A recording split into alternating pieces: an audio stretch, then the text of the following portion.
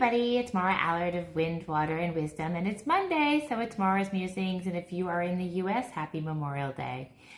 Okay, I was called to use a different deck today, Spirit Song Tarot by Paulina Fay. So if you like the imagery on this deck, this is who I was called to use.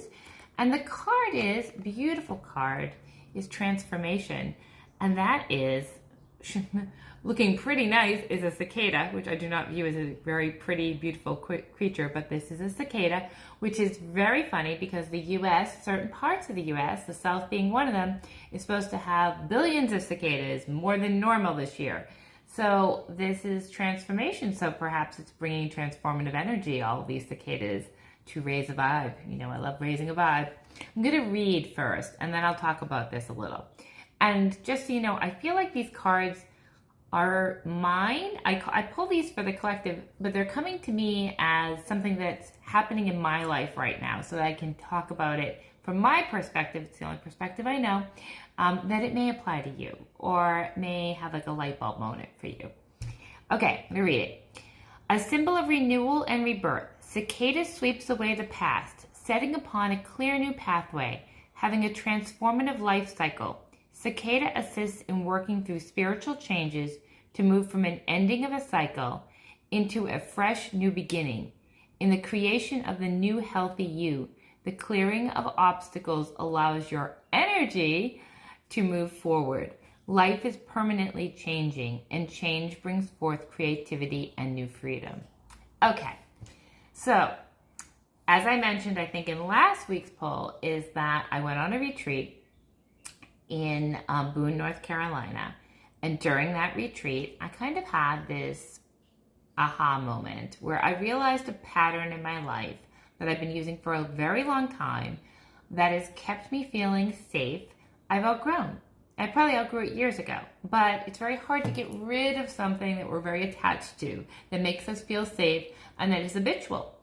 So my pattern that I'm trying to break is constant busyness. Now, I am in no jeopardy of never being busy. It's how I'm wired. I'm a pretty high energy person. I like to have things to do. That being said, I was creating busyness. When I didn't have things to do, instead of enjoying the moment, I would figure out things to do to keep busy. And this is something I learned as a child, but came into my life probably 25, 30 years ago in full force. And so now that I'm aware of why I'm doing it, I need to, because I want to, and I can't unsee what I saw, I want to disengage from creating things to keep me busy and enjoying just the moment when I have free time. So how am I doing that? How do we start transforming? Now, little things make big changes. And I feel like a lot of us don't change or move the needle forward because we think this has to be a big, clean sweeping, I got to get rid of this out of my life now.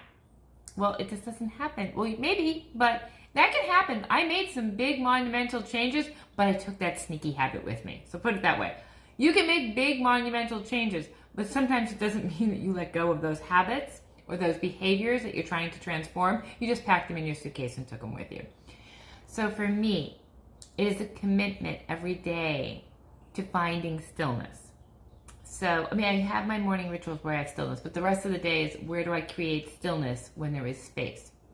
So for me, one thing is now that it's beautiful out is eating my lunch outdoors. Taking that time, either having my coffee outdoors in the morning or taking the time to have lunch outdoors if the weather is good.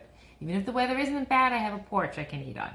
So really, I'm being committed to that.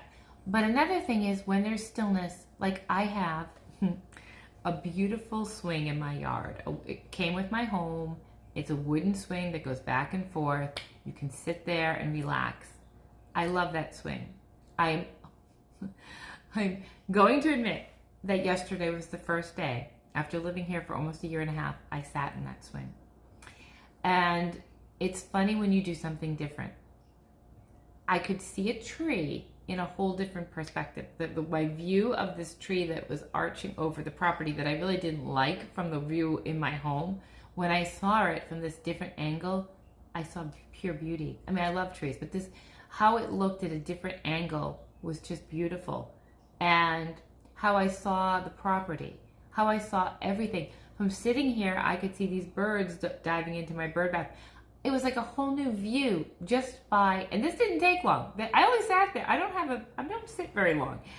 This is sitting long. I probably sat for 10 minutes tops.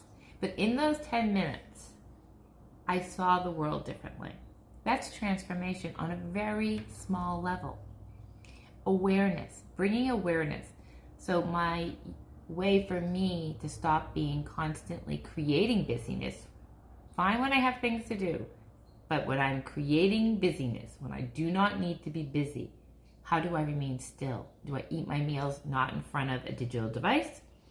Do I sit in a swing that I own that sits on my property and look at the world from a different perspective?